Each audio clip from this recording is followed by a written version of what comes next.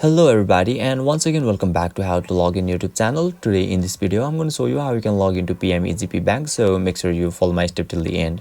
First of all, you need to search for PMEGP Bank login in Google. Now right after that you'll be able to see a link at seconds on screen where you need to click on it, and you'll be redirected to the official login page of PMEGP Bank, where it is asking us for our username and our password that we use during registration process. So let me show you an example. So yeah, once your credential is done, click to login and you'll be able to log in.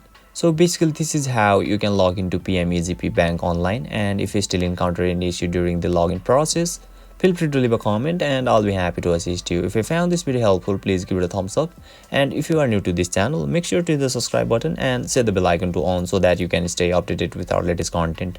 Thank you for watching, and I'll see you next time.